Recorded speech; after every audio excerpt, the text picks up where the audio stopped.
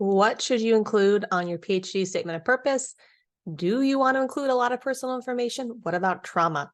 How do we talk about it? How do we rephrase trauma into a way that shows that you are the best person to your PhD so you get selected, you get picked for the full funding package? How do we do that successfully? What are they looking for? I'm going to dive into all of it. So, a typical statement of purpose prompt will say something like, tell me about your experiences, how they've prepared you to start this PhD, and what your ultimate career goals are. Right? So, that's very vague. What do they want to know about your personal experiences? And if you have a very unusual past or a past with a lot of events, how do you talk about all of it? Do you want to talk about all of it? I'm going to walk through things that you should know before you start writing your statement of purpose.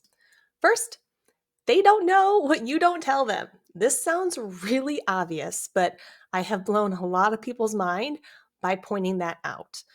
Because events that are very large to you feel like, of course they have to know, or of course it's obvious that I did this or this happened to me, but it's not, right? Especially when they're reading your essay, they might not have a deep dive into you. Spoiler alert, they don't. So be intentional about what you do share. For example, I was working with a client who had been let go from a role. They had had some health issues, and the role, they were fired, right? For lack of a better word.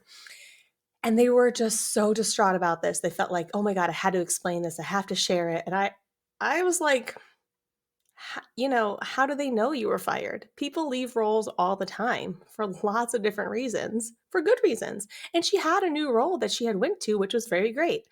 So you don't need to highlight the fact that you were fired. You can state that you left the role and now you're excited about this new opportunity to do XYZ. You don't need to dive into details if you don't think that they A, serve your purpose, or B, are really highlighting you as the best PhD candidate. Next, trauma dumping is not required. I know there can be this thought of like, well, maybe this trauma explains these low grades or this particular outcome or why I did these things. And that might be true.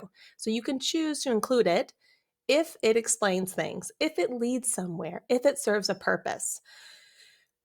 But it's not required. And it's also up to you. Even if it does serve a purpose, if you feel heavy bringing it up, dumping it here, you don't have to do that. You have enough experience, enough background, enough intelligence, enough of an idea of what you want to do to articulate why you're the best person without diving into the trauma if you don't want to.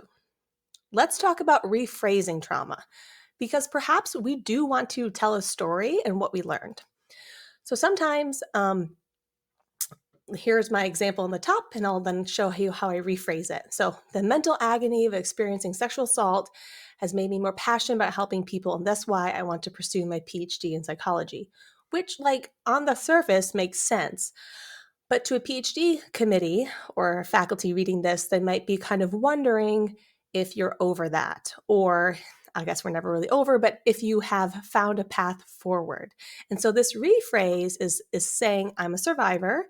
I'm poised to be an ethical researcher in this space, and I offer unique insight to the community and the lives of survivors. Therefore, I aim to pursue my PhD in psychology so that I can better serve this community and work towards solutions to reduce stigma around sexual assault. That shows that I know what happened and that I have a different, unique lens to apply to my work, and that I see a bigger result, a bigger picture of what I want to do with my work, even though I have this traumatic experience. Another example.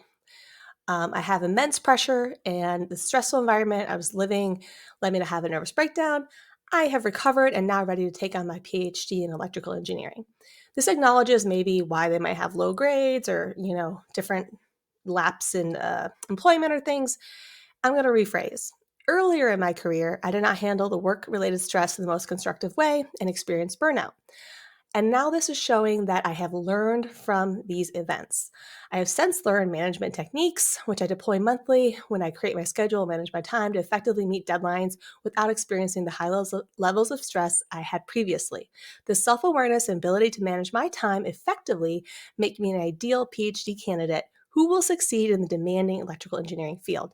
This acknowledges where they've been and then what they did to create a better future for themselves, and then why they're going to be a great candidate to have in their program today. The next point I want to make is just having a plan. When you share any experience on your essay, there should be a point to it. It's not just like, well, I did it, so I have to bring it up. You don't. You get to edit your story however you want. So if you're going to bring up an experience or something personal that you're not sure you want to share, make sure it serves a purpose. So it should be showing how these experiences have shaped who you are and how they make you a more well-rounded, secure, mature PhD student, right? We need to show them your growth, right? We're all growing and evolving. It's okay to acknowledge that, but I want you to share each experience with a purpose. And then have a plan with what you share. That's what we just talked about. So typically it's like having some experience, some problem or challenge in the middle, or something that surprised you or you didn't expect, or you had to pivot, right? Something, and then the solution that came out of it, or what you learned, or how you grew, or how these skills are going to help you succeed in the PhD. That's typically what I mean by have a point. So don't share things just because you love the story. Make sure it's resonating with the reader. Another thing to remember is that your trauma does not make you a better or worse candidate. Sometimes we can kind of think like, well, if I show everything that I overcame, then they're going to be like, wow, this person's amazing. They overcame all these crazy things. Maybe, but maybe they're also just going to be very impressed with your body of work, with your research, with your ideas, with your experiences, your volunteer work, right? So trauma doesn't give any applicant in and of itself an edge. Obviously making the story personal to what you want to do and why you have a unique lends you some street cred for sure. It also doesn't make you a worse candidate. I know a thought can be like, well, there are other people who don't have trauma, and they're going to think that I'm a lot to handle because I have these experiences, and these other people are going to have a leg up on me. Not necessarily. These other people might be very vanilla, and your experiences might resonate more. All I'm saying is trauma in and of itself doesn't make you better or worse from a PhD admission standpoint.